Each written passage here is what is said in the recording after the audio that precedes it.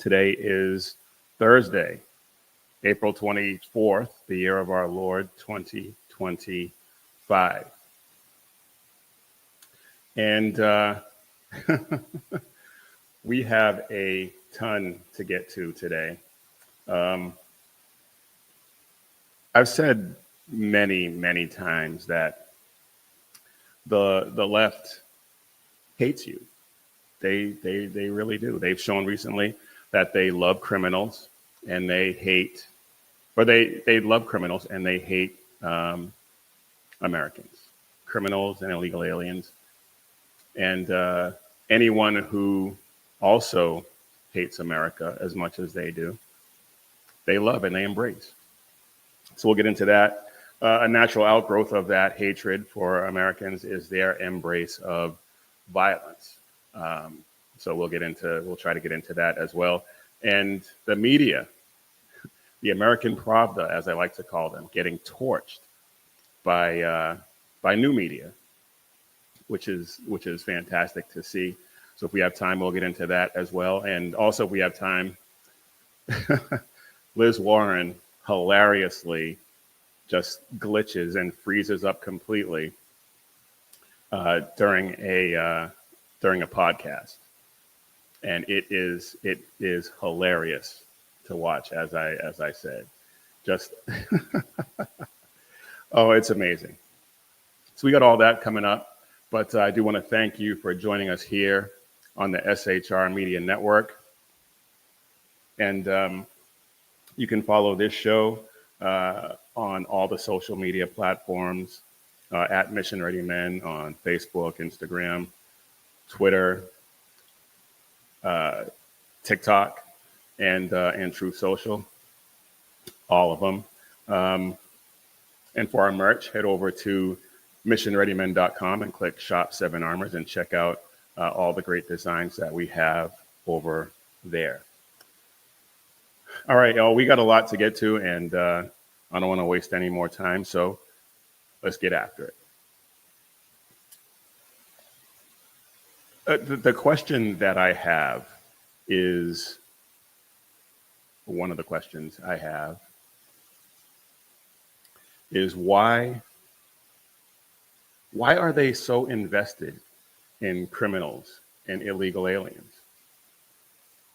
I don't understand it. That's right, BZ. Everything and everyone leftist is in league with hating America. So true. But why do they hate America so much? Why are they on the wrong side of every issue? I wrote on social media, I forget which platform it was, the other day, leftists hate law-abiding Americans, and criminals and illegal aliens are now their core constituency. It's amazing to watch. It really is. And along those lines, California, of course, California is set to release an illegal alien by the name of Oscar Eduardo Ortega Anguiano, I guess. And if I butchered it, I don't care. But he was convicted of killing two American. Actually, I'm not sure if they're American. They may have been American, but he was convicted of killing two 19-year-olds named Anna Varfolomieva and Nikolai Osokin in 2021. And he was drunk, he was high, he was driving 100 miles an hour on the 205 freeway. Now, I'm not familiar with the 205, so I don't know. I couldn't speak to any of that other than the fact that he was driving 100 miles an hour drunk and high. So it really doesn't matter what road he was on, frankly. And as he hit them, those two teenagers were burned alive in the crash. And he was sentenced only to 10 years in prison, which is a travesty in and of itself. He should have been He should have been serving life. But he was sentenced to 10 years, and California has seen fit, for whatever reason, to release him after 3.5. What? He's an illegal alien. If they release him at all, it should be released to be deported. But he was sentenced to only 10 years, about to be released. There is an ICE detainer on him. But California is a sanctuary state. And so there's a question as to whether or not they will honor that detainer.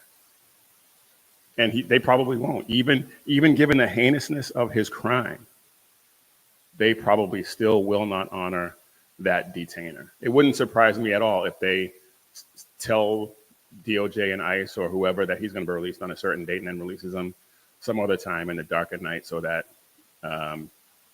DOJ and ICE can't snatch him up as he's being released. Now, the DOJ, ICE, Tom Homan, Kristi Noem, they got wind of this, and they are stepping in to try and charge him federally.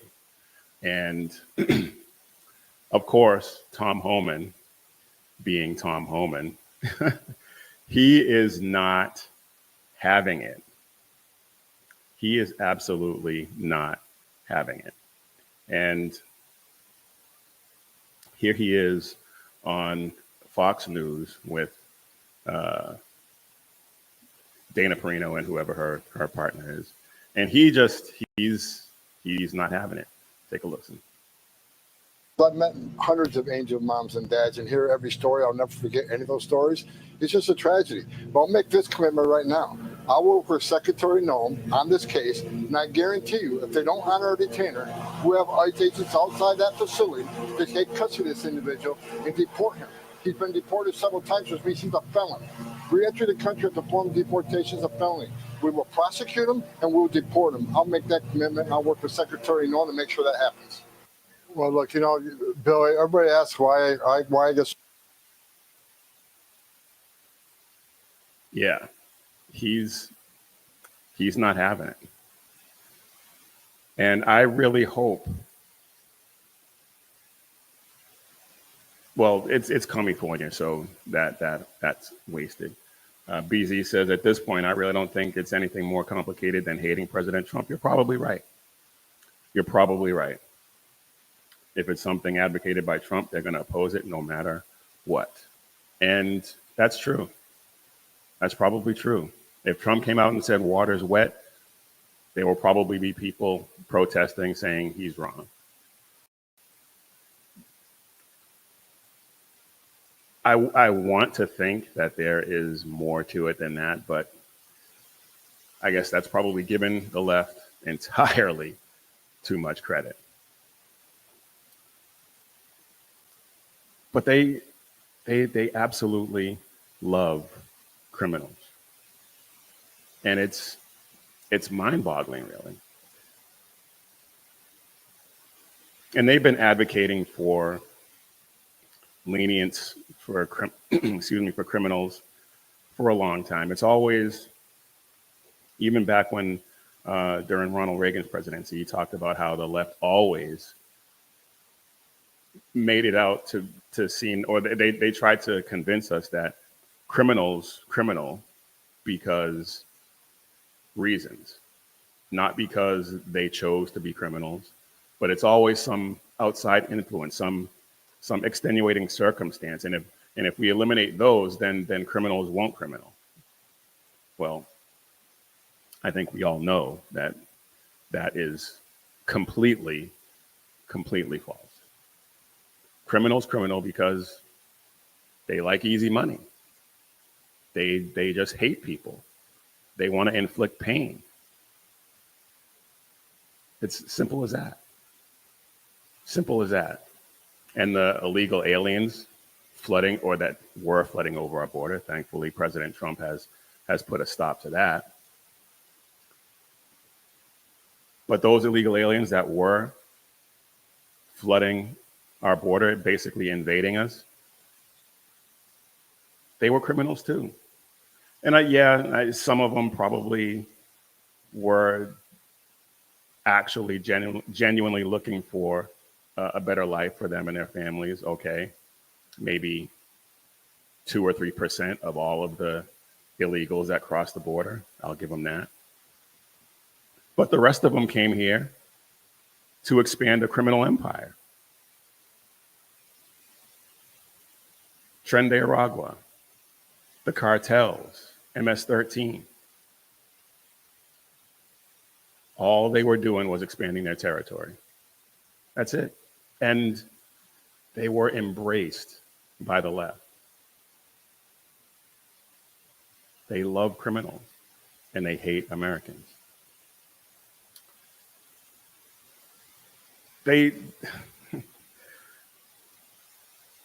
It's not just the illegal alien criminals. Well, some of the people that we're about to talk about are also illegal aliens, but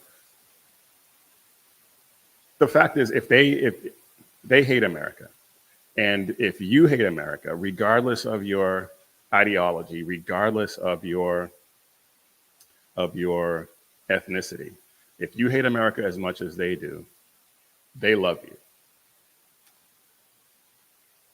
We talked about before how the leftist representatives traveled to El Salvador to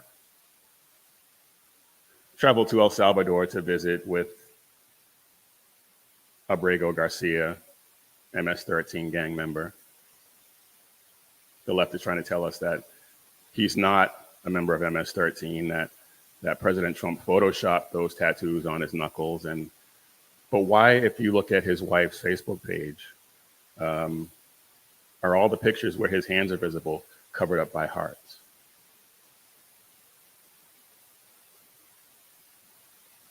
Reasons, I guess. I don't know. Just a coincidence, maybe? Who knows?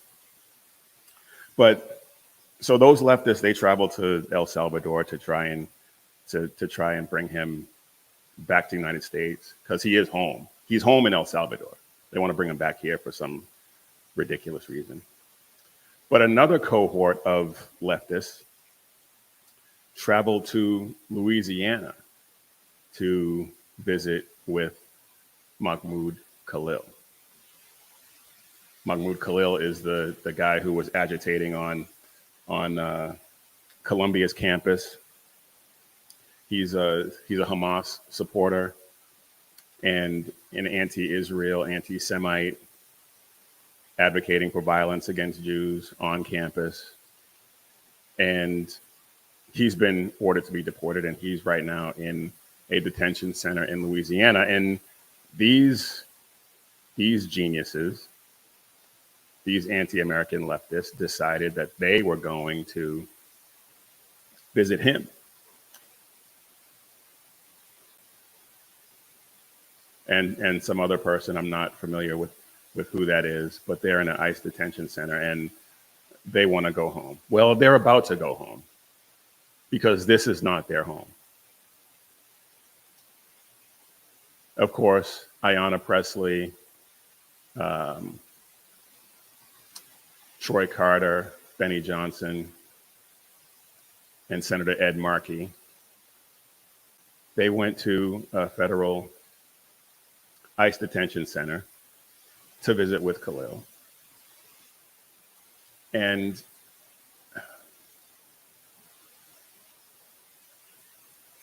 it's truly mystifying to me how these people who were elected by Americans,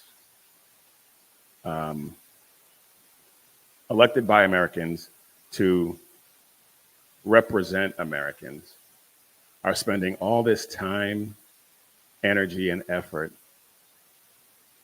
to represent people who are not citizens of the United States and hate us. And I know we've established because they hate America, if you hate America, they're for you, but it's still I'm still mystified by that dynamic. I'm still mystified by that dynamic. Because if you hate America so much, go somewhere else where that whatever country better represents your ideology. Don't try to change this country to fit your ideology. That's why I don't understand why all these illegal aliens who flooded the country came over here flying the flags of their countries. It's like, if your country was so great, why are you here? And on the flip side of that, if this country is so bad, why are you still here? Kick rocks.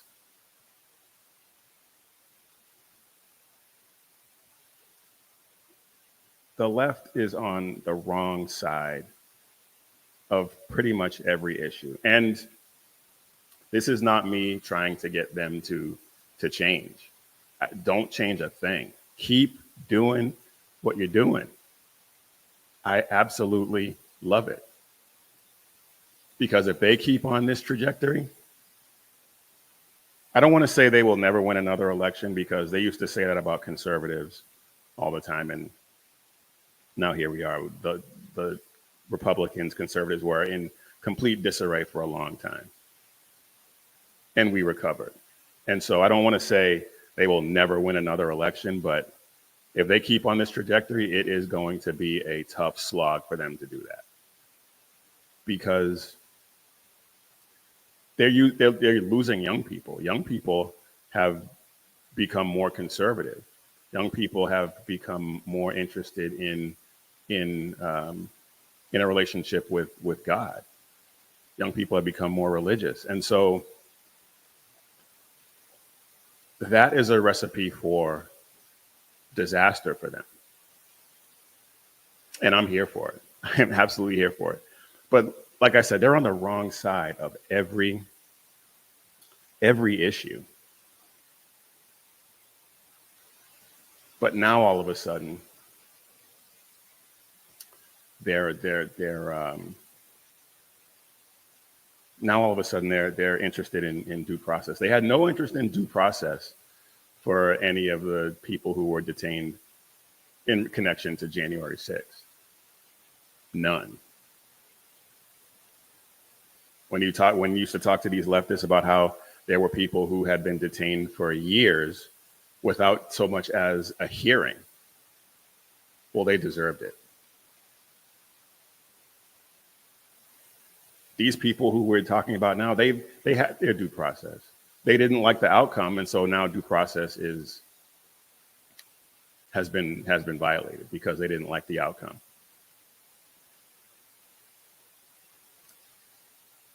The one who kicked off this latest firestorm, Abrego Garcia, they're saying he was denied due process. He was pulled over in Tennessee, and it's now been confirmed. This was a rumor for a while, but it's now been confirmed. He was pulled over in Tennessee in a van or an SUV with 8 obviously illegal aliens who all gave the same address, which was his address in Maryland, traveling from Texas to Maryland, allegedly for construction work. And it turns out that the vehicle that he was driving was owned by a convicted human trafficker. I mean, why are they're fighting so hard for this guy, but the people that he and his cohorts in MS-13 and cartel members and all the rest of them, their victims didn't get any due process. And they couldn't care less about those victims. The day that all this kicked off with Abrego Garcia, Chris Van Hollen, the senator from Maryland, the killer of Rachel Morin, was the day that this kicked off. The killer of Rachel Morin was found guilty. Excuse me, and he didn't say anything about it. And Rachel Morin's mother confirmed that Chris Van Hollen didn't say anything to her, didn't acknowledge her existence at all. But yet he found it necessary on that day to travel to El Salvador to visit with another MS-13 gang member.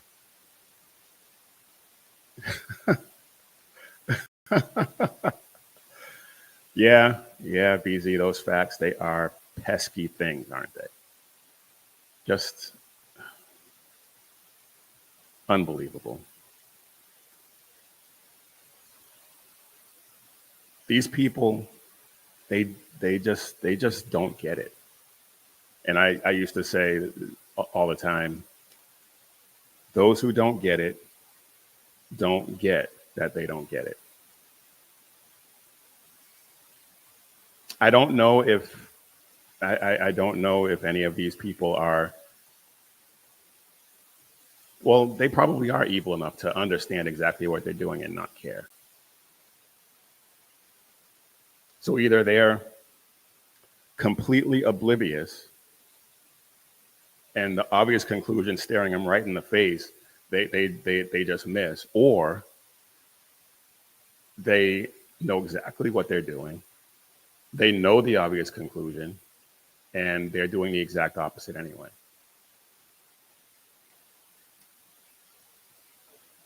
This, excuse me, this is a little off the topic, and we'll get back to it. But I just want to use this to illustrate just how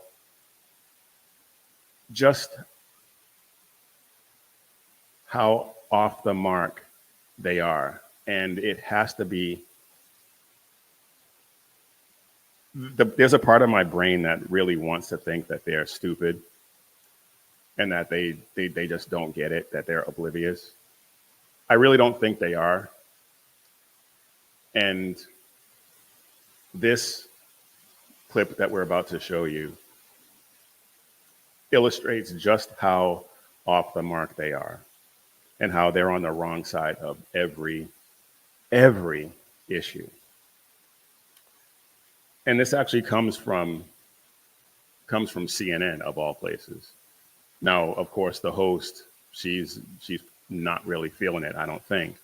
But this is Harry Enton, who is a pollster for CNN, and he's constantly reporting on the numbers that go against their narrative.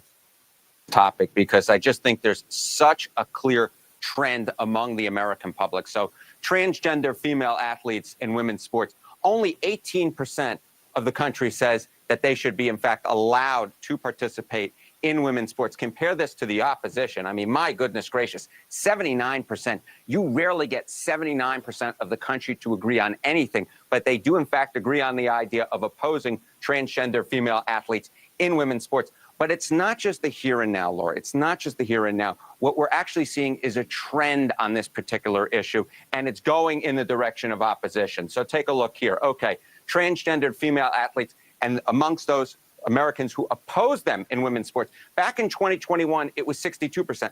A majority, but, not anywhere close to a ginormous majority, right? A clear majority, but not a ginormous majority. But then again, you look here in 2025, you see it at 79%. So it's not just that the majority of Americans are opposed to transgender female athletes in women's sports. It's that the opposition has become considerably larger in just the last 4 years.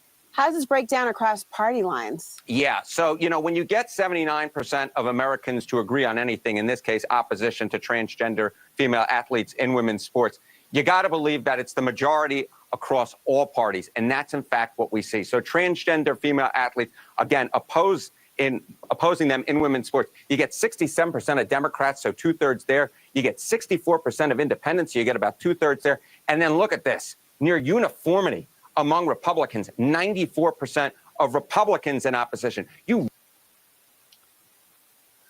That is an incredible statistic. 67, 2/3 of Democrats don't agree with their representatives who are going all in on having these gender diluted dudes, most of them predators, in women's sports and women's spaces. But they don't care. They don't care. They don't care because they believe, on some level, they believe that they're smarter than you. This is a manifestation of that belief. They know better than you. You're not enlightened enough. You haven't reached the level of enlightenment that they have. And so they have to drag you across the finish line.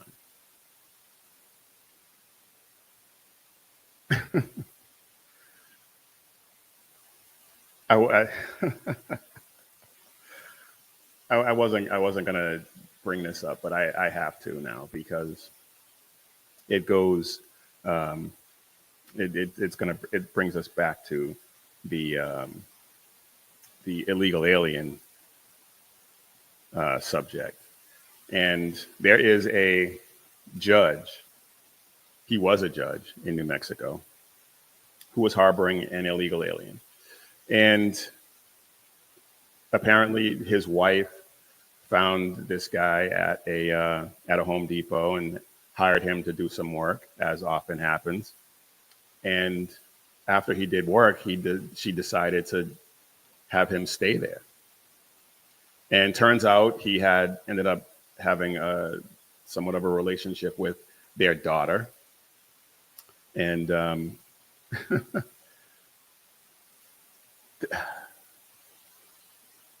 I guess we can give him credit for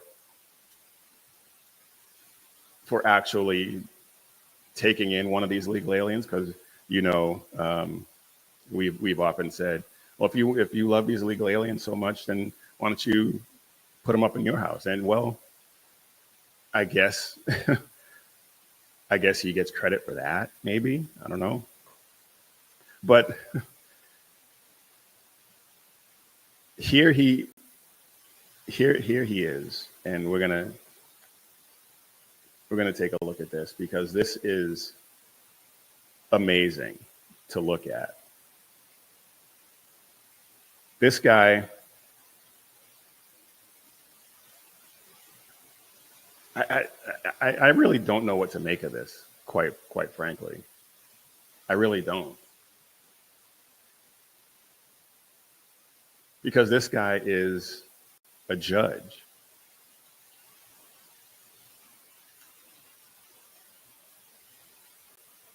Rey, patrón. And look at this. Re duro. That's the wife. And that's the judge. A ver, claro, patrón, ¿cómo es que sí? Handling a kitted out AR-15. I mean, that thing was sweet. I would love to have that. But he's an illegal alien.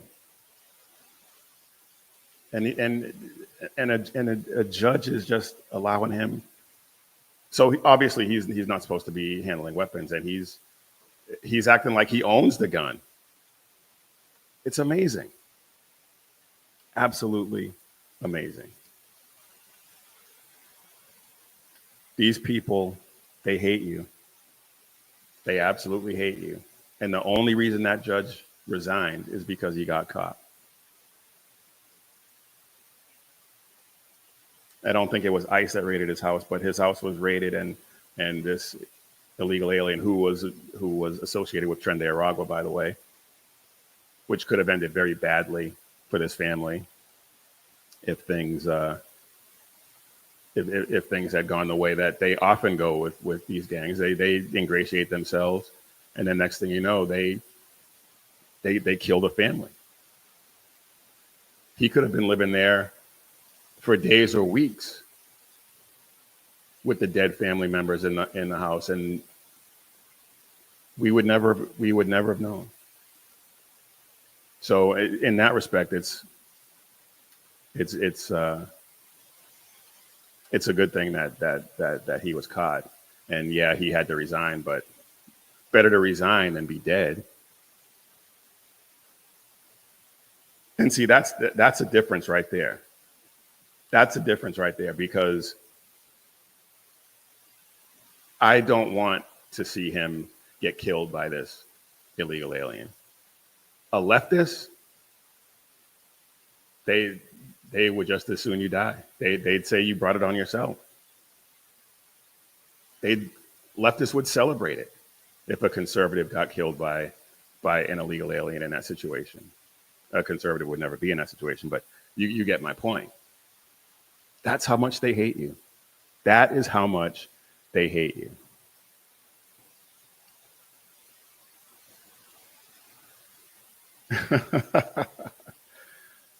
Yeah, you're right, BZ. Judges are just like everyone else, biased pieces of crap, and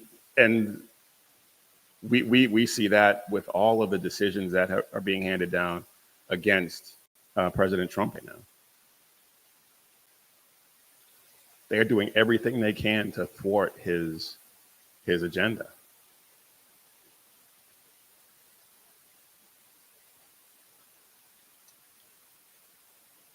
One last thing I want to get to before we move on.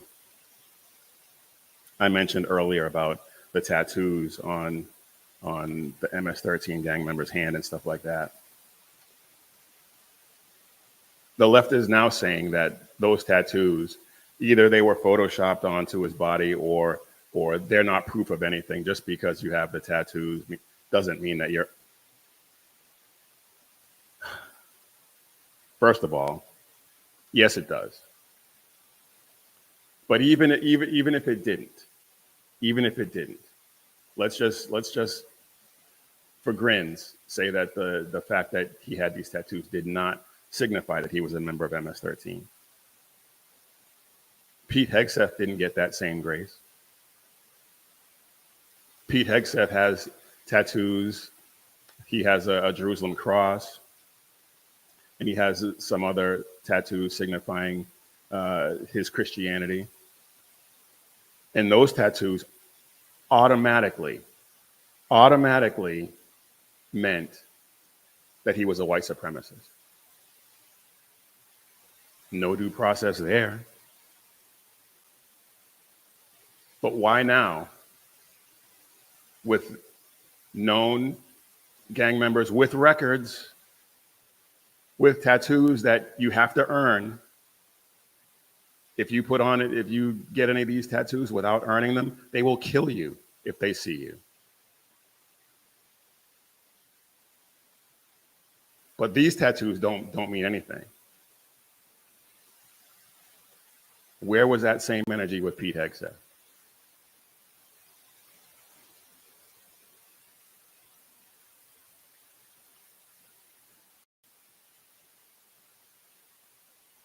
Yeah, exactly.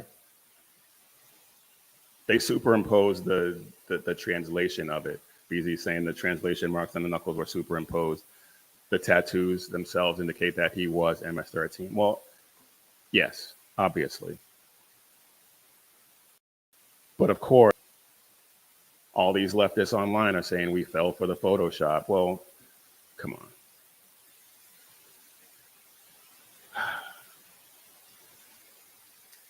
It is infuriating and misleading. Just unbelievable.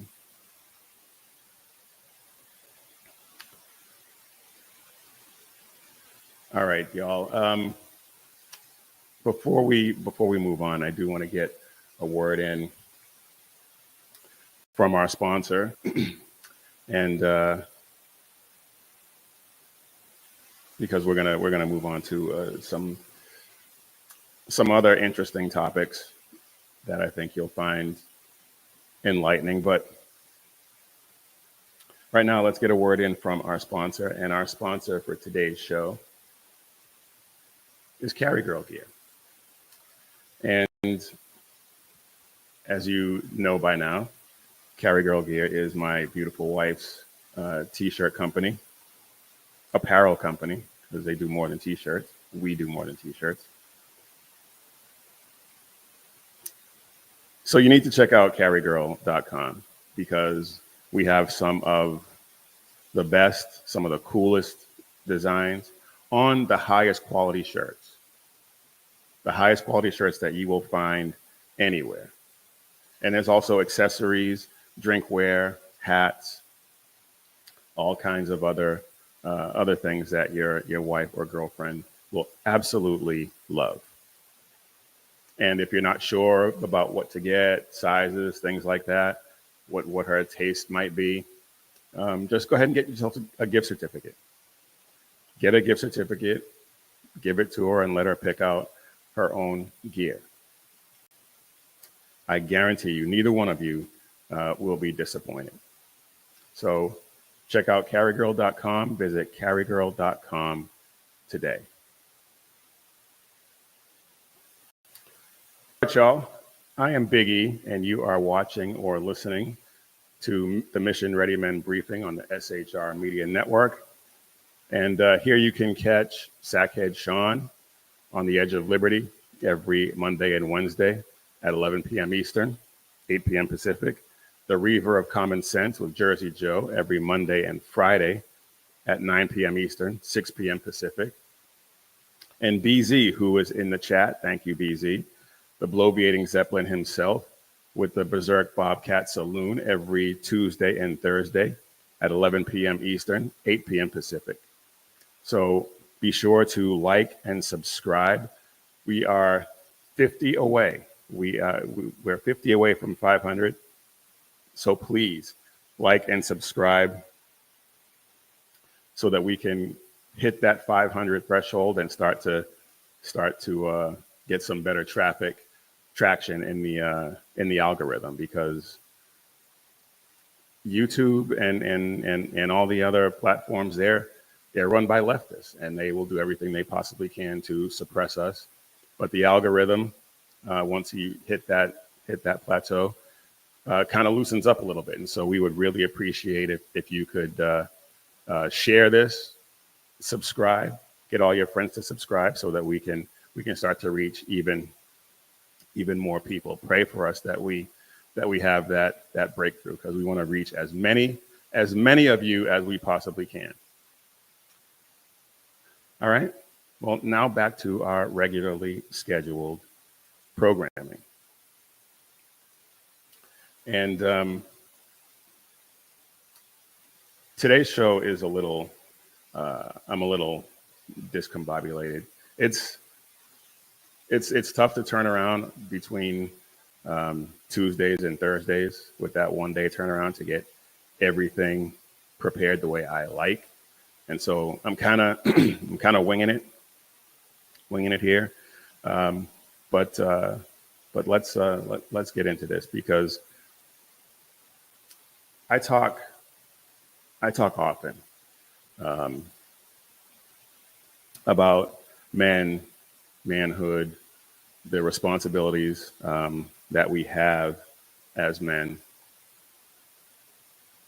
And a while ago, I wrote an article, and it's up on Mission Ready Men, called "What is a Man?" It was kind of a play on Matt Walsh's "What is a Woman" movie, and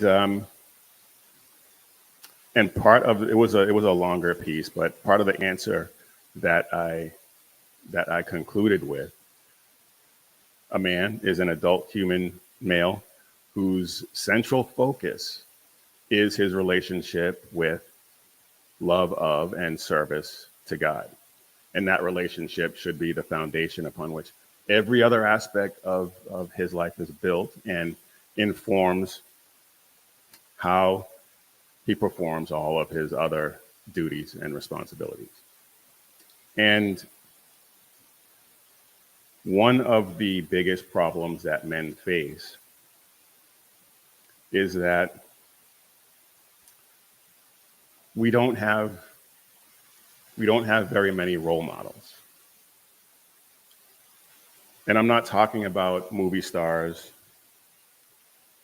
I'm not talking about action stars or even Christians like Kirk Cameron or Neil McDonough, who's a famous Christian. And there are others that I can't really think of off the top of my head. Those guys, Kirk Cameron, Neil McDonough, despite their Christianity, really have no impact on our day-to-day lives outside of entertaining us on occasion. What we need to do, we need to see examples of real men, real people living their lives in a way that helps us figure out how we want to live our own lives. So many men behave or engage in behavior that produces children, and then they abandon those children. They abandon their responsibilities. So those children, males and females, have no male role model to look up to. The boys have no male role model to model their behavior, to understand what it means to be a man. And the girls have no role model to look up to in terms of how they would choose their husbands in the future. That's just gone. And we're seeing the devastating effects of that in society today. And the men who fathered those children probably didn't have a role model either. And that's sad. So then the question is, who do we look up to and say, that's how I want to be? That's the type of man I want to be when I'm 60, 70, 80 years old. Who do we hold out as examples of how to be a good father and a good husband?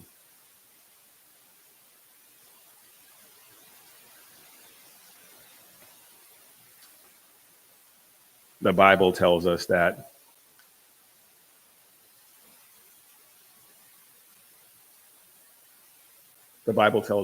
older men are to be godly examples for younger men.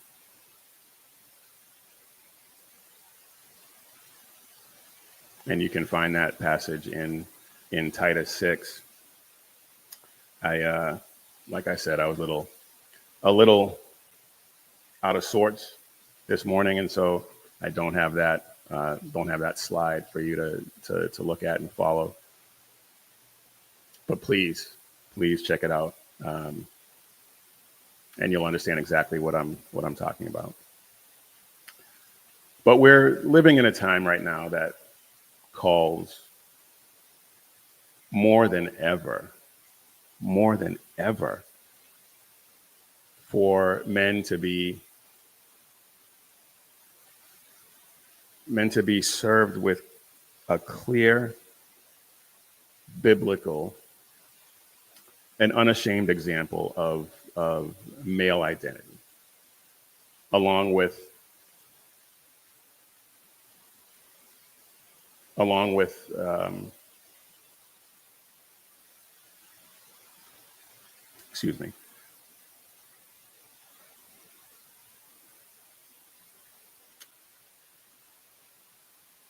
clear and unashamed examples of male identity, and inspiring examples of how to how to live that out.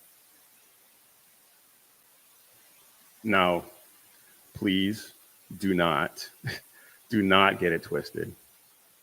I am not holding myself out as some ideal example of how to model your life. I'm trying. I'm flawed. I'm relatively new at this in the grand scheme of things. But I am blessed that I have a great example in my dad and others in my church to look up to. So I encourage you to seek out those examples. Strive to be an example for the younger men in your life. Like I said, I am trying. I am in no way perfect. I have my flaws and foibles, and I'm a new Christian, so I'm learning as we go forward together on this thing. And but I just want to call our attention as men to a better way to approach life, and I think that getting into the Bible and seeking out role models to model our lives after is going to serve us well down. The biblical role models, is going to serve us quite well in the long run. So that's where we're at with that, and we're going to keep going with this and some of the other things that we've talked about over these past few weeks, because I think it's important. And so I'm going to leave that there for now and get back to the political aspect of this thing, because we need to know about that as well. And we talked about earlier, I feel good, BZ. I just am not as prepared as I like to be. But yeah, it's all good. Thanks, BZ. But we talked about in the beginning of this thing that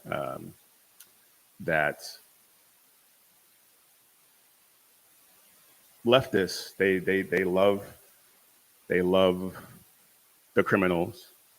They love anyone who hates America as much as they do. We've established that. I think that's pretty much a given. It's pretty obvious from their behavior.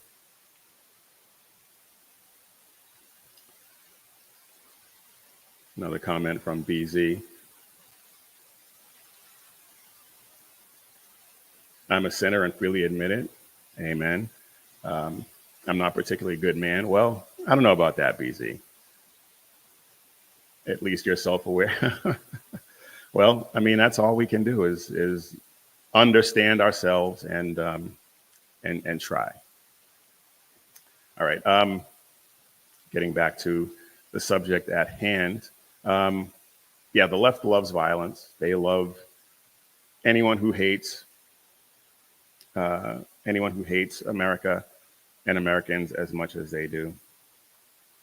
And there is something that was brought to my attention by BZ, as a matter of fact. And if I can find it here. There we go. Something that was brought to my attention. And I think we've all known for a while now that the left is prone to violence. I mean, we saw that with the Summer of Love in 2020. They didn't condemn the violence. There were a few of them that may have paid lip service to it, but overall, nobody really condemned it. And famously, Kamala Harris, she set up a fund to, or at least contributed to a fund and publicized the fund to bail out all the criminals that did damage and killed people during those riots in 2020. And so it's been obvious that they love violence. But here is an article by some leftist, Nicholas Decker, and check out the title. When must we kill them? When must we kill them? Evil has come to America. Well, evil has always been here, frankly. But when must we kill them? If that is not a call to violence, then calls to violence don't exist.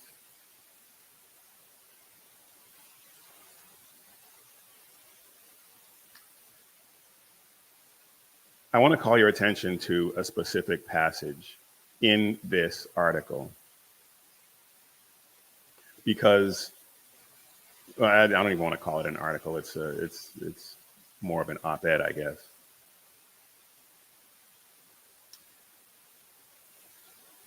In this article, he says, "What remains for us to decide is when we fight. If the present administration wills it, it could sweep away the courts, it could sweep away democracy, and it could sweep away freedom. Protest is useful only insofar as it can affect action. Our words might sway the hearts of men, but not of beasts." Okay. So he considers anyone who disagrees with him beasts. And we already established that he thinks we're evil.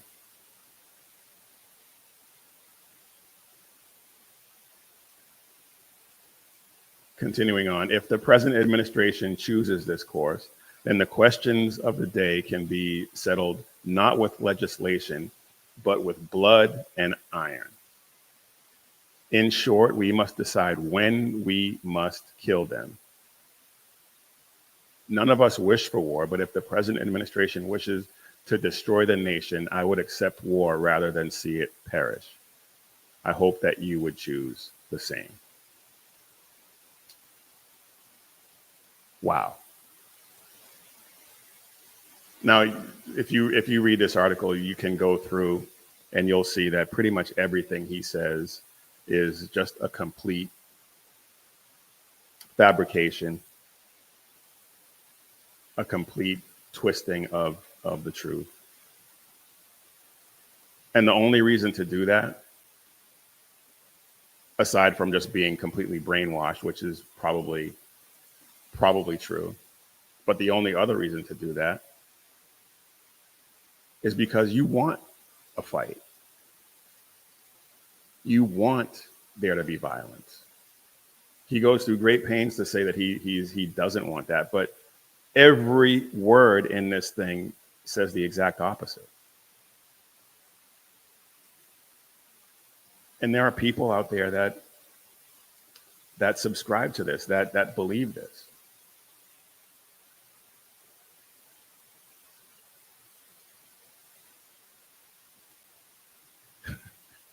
It's the opposite universe. Everything he writes is 180 degrees to the truth. Yeah, exactly.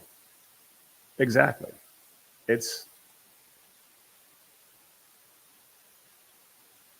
I may actually write a rebuttal to this at some point because he doesn't want to fight. I guarantee you he doesn't want to fight.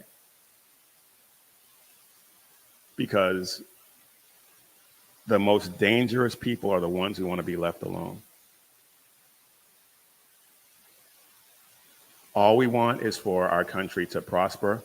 All we want is to be able to live our lives in peace and prosperity and comfort. We believe that President Trump is the man to deliver a lot of that in this particular moment. And if you think that blood and iron is the way to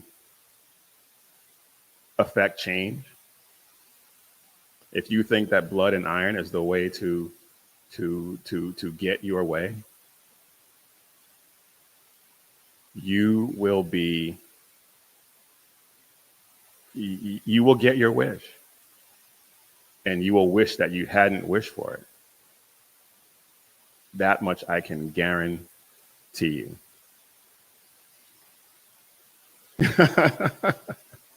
B says, you mean a leftist lie? No way. Yeah, imagine that. Imagine that. All right. There's a couple other things I want to get to, and we only have a couple of minutes left. But I really wanted to get to this because this is, and I think I'm just resigned to the fact that I'm going to be a little bit over today, and that's fine. I really wanted to get to this because I don't know what you think of Tim Pool. He's I can take him or leave him. Sometimes he says things that I completely agree with, and sometimes I think I don't want to say a moron, but sometimes I think he's just way wrong. But he was invited to the White House briefing room in the new media seat that they've established. And he did not win friends or influence people at all. He basically lays the wood to the establishment media, the American Pravda, and it is amazing. Take a listen to this. Many of the news organizations that are represented in this room have marched in lockstep on false narratives, such as the Very Fine People hoax, the Covington smear, and now what's being called the Maryland Man hoax, where an MS-13 gang member adjudicated by 2 different judges, I believe, is just simply being referred to as a Maryland man over and over again.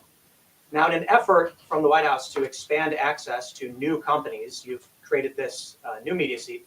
So I'm wondering if you can comment on, following this expansion, you've had numerous outlets disparage the companies that you've had sit here, as well as the reporters. I'm wondering if you could comment on the unprofessional behavior, as well as elaborate if there's any plans to expand access to new companies. Sure. Well, we certainly welcome diverse viewpoints in this room, which is one of the reasons we have you in here. And there's many new faces in this room in comparison to the previous administrations. We want to welcome all viewpoints into this room. We welcome unbiased journalists who really care about the truth and the facts and the accuracy. And you rightfully pointed out the Maryland Man story, which I, from this podium, when The Atlantic published it on that very first day, I came to this podium and said, this is wrong. The press in this room have this story wrong. And we have seen more and more evidence come to the table that we have had all along. We were always right. The president was always on the right side of this issue to deport this illegal criminal from our community. And it is despicable to see the media continue to refer to this individual as someone who is just a peaceful man living his life in Maryland. This was and always has been an illegal criminal, an MS-13 gang member, and a designated foreign terrorist. And the administration maintains our position to deport these individuals from our community. So thank you for being here, Tim. Wow. That, I guarantee you that heads exploded in that briefing room. There were a few that probably agreed with him, but I guarantee you there were so many that they were apoplectic, absolutely apoplectic, and it was glorious. It was glorious to watch. And they've also been, so Tim Pool, he just torched the entire American Pravda.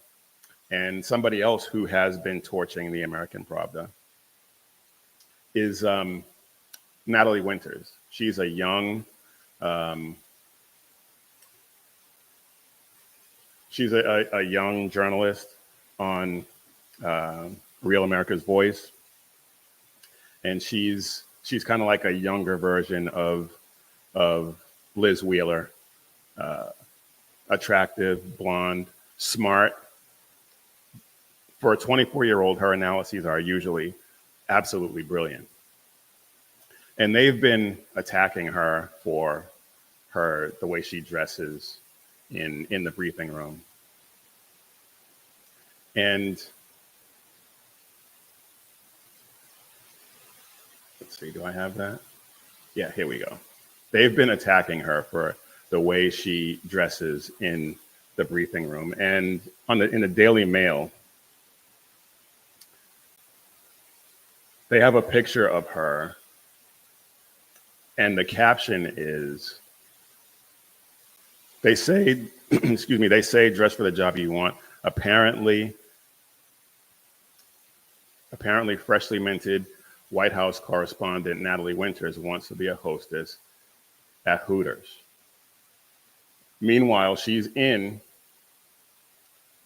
a shirt and a sweater that goes up, that doesn't show anything. Her wrists.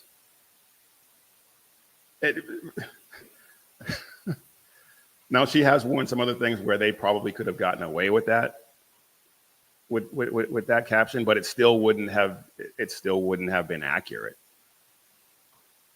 And it's just amazing that they just will attack anyone. And here is this CNN, and this is the same guy. This is the same guy that interviewed Taylor Lorenz. And here he is asking Natalie Winters a ridiculous question. To the people, and I'm sure you see this online every single day, who say you don't deserve to be here because you're not a real journalist. What's your response to them? Well, I'm pretty sure the group of people in there spent, 4 years covering for someone who was essentially dead, and that's being charitable in my description of him, a president by the name of Joe Biden. So to all those people who are apoplectic over having new media voices, you guys failed, and that's why we're here. The chair of the White House Correspondents Association agreed. You guys failed, and that's why new media is there. Spot on. Absolutely spot on. All right, I was going to, no, you know what? I'm only 3 minutes over, and I really want to do this too.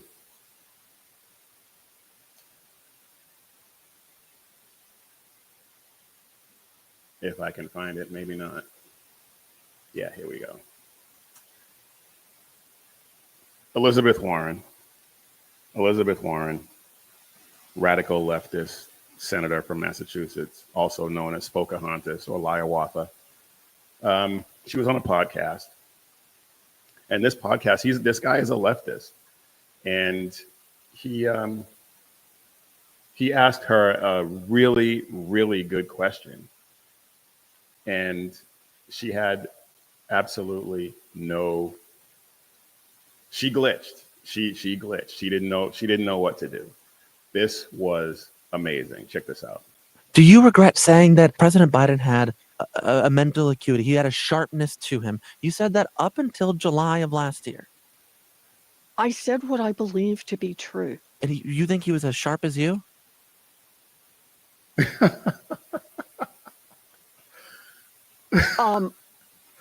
Now, I want to pause it there for a second, because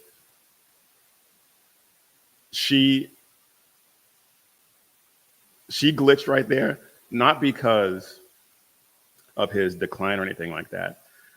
Joe Biden was known as the dumbest senator, the dumbest person in the Senate. And she served with him. And so I think that reaction was, he's never been as sharp as me. That's what she was going through her head right then and there. And I thought that was absolutely hilarious. I said I had not seen decline. And she's probably not lying. She's probably not lying right there. She probably always thought he was a dullard and didn't really see a decline, which is even more amazing. And I hadn't at that point. You did not see any decline from 2024 Joe Biden to 2021 Joe Biden? Not when I said that. You know, the thing is, he was sharp. He was on his feet. I saw him live event. I had meetings with him a couple of times. Senator, on his feet. is not praise. He can speak in sentences is not All right. praise. Fair enough. Fair enough. Oh my goodness. That was absolutely hilarious.